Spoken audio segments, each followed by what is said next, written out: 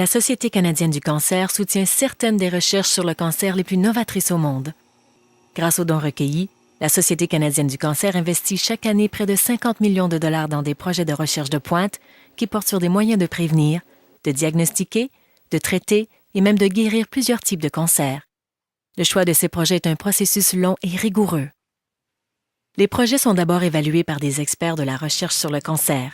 Ces experts, qui viennent du Canada, des États-Unis et d'Europe, examinent bénévolement des centaines de demandes de subventions soumises à la Société canadienne du cancer. Ce processus d'évaluation est reconnu comme étant la norme de référence pour l'octroi de fonds de recherche au Canada.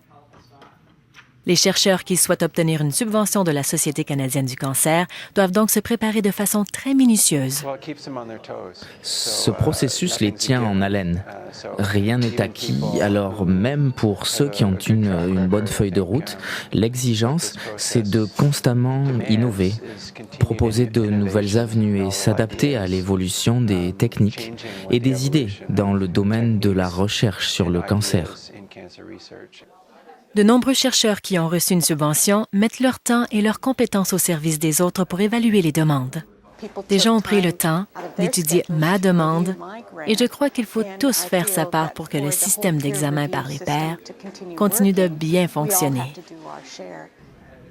Les projets soumis ont parfois besoin d'être peaufinés, surtout s'il s'agit d'une première demande.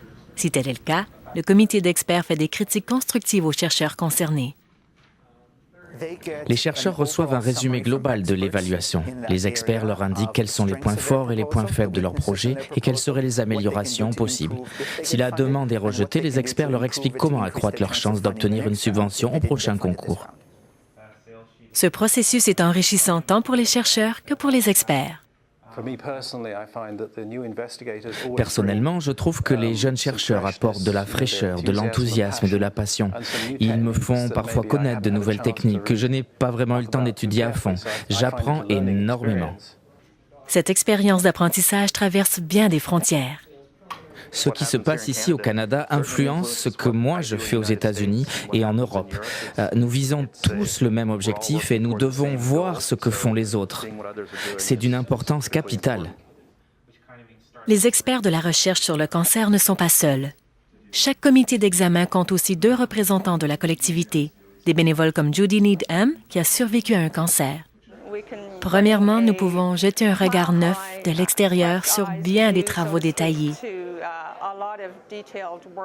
Deuxièmement, et c'est peut-être là l'essentiel, nous pouvons transmettre un message aux collectivités que nous représentons. Ce message est simple. Il n'y a pas assez de fonds pour financer les recherches en cours. Quoi qu'il en soit, les dons servent à financer les meilleurs projets de recherche au Canada et ils sont vraiment utiles. Le Canada jouit maintenant d'une réputation internationale.